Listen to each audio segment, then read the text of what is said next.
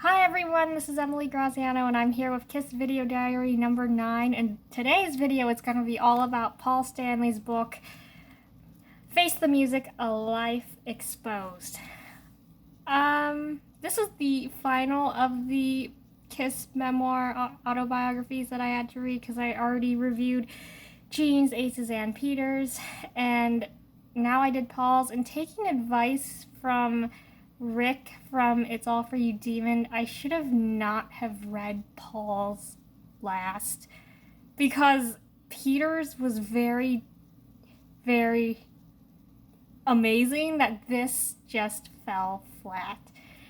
And I'm not criticizing Paul as a writer. He really let us into his mind, I suppose. I guess I'm trying to say he really let us in on what he wanted to say about the band, about his personal life, about his parents, about growing up, and kind of a sad family foundation. No, not that it was sad, but his point of view, it was sad. Because, his parents, they didn't really always get along, and they caused an unhappy family environment. And his sister kind of just, I don't want to say going off the rails, but she,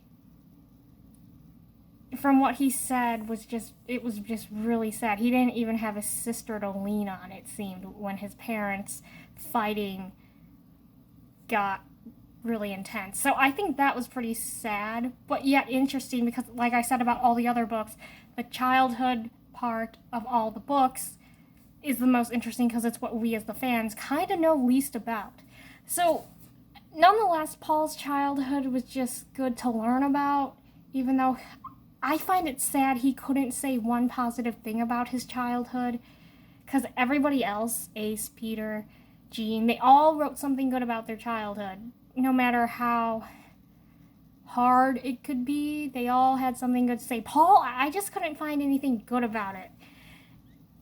And then when he got to talking about Kiss, it was, of course, again, good to hear his point of view. However, I just feel like he took unnecessary shots at all the guys except Tommy Thayer. Because, of course, in Paul's eyes, Tommy Thayer is the ultimate man. But, he took unnecessary shots at Ace and Peter, saying that they were anti-Semitic, which is not true at all. He just took an unnecessary shot at Ace, saying, "Oh, when Ace designed the logo, he meant it to be Nazi SS." No, Paul, I don't get it. And I think Paul going after Peter and Ace, now that he can't get them in the present day for saying, "Oh, they're alcoholics and drunks," he'll just go after them for something. To try to justify to the fans, "Oh yeah, this is why they're still not in the band." And I feel that's unnecessary. It's just uncalled for. Come on, Paul, can't you be better than that?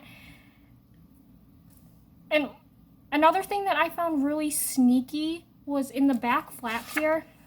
It says, along with his bandmates, Stanley was inducted into the Rock and Roll Hall of Fame in 2014. His bandmates, that word is very, very vague. So if you didn't know any better, someone who doesn't know that much about Kiss, which is not any of us, but just the fact of the matter that it says bandmates, you would think bandmates means Tommy and Eric, and that they're in the Rock and Roll Hall of Fame. That is so wrong.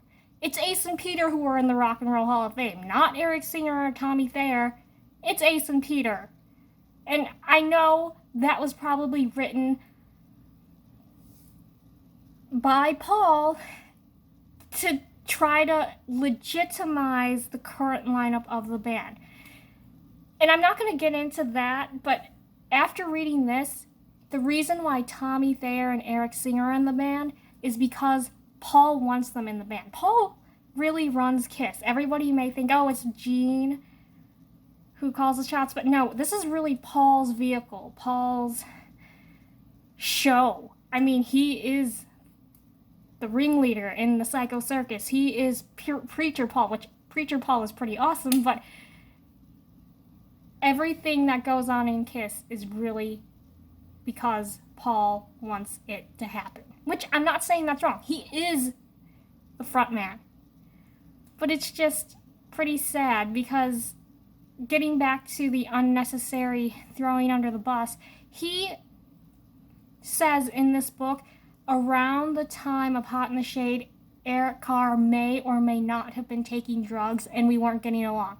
It's one thing to say that you weren't getting along, and I totally believe that. It's very true. Everybody knows that's true. But to say Eric may or may not have been taking drugs, why would you say that? Eric doesn't... He's not the type of man who would do drugs. He actually did like anti-drug PSAs.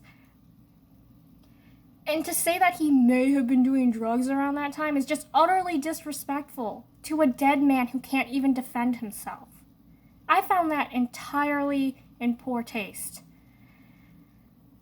Okay, sorry if I went on a tangent, but it's just so unnecessary. I kind of understand why my mom was just so disgusted with this book. She is still a Paul fan. She's been a Paul girl since like 1975, and that's not going to change. But I understand her issues with this book.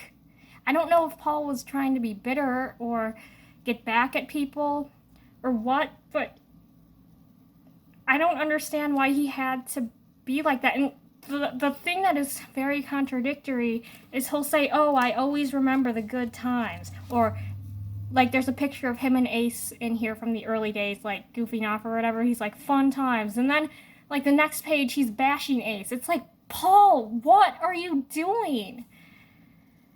But on the positive side, I will say Paul was really able to be resilient about the breakup of his marriage to Pamela Bowen. That was very honest, and how he was able to navigate through that hardship, especially because he had a son, Evan, and that finding his current wife, Erin, that was a really, really beautiful story, and how now, like, they're 3 kids, and Evan, they're a family. That was really a beautiful thing to read, I think. But other than that, I feel like he trashed everybody else. I mean, he even said, he even threw one insult to Bruce, one insult to Eric Singer, which I was kind of shocked about, but again, Tommy Thayer got off scotch-free.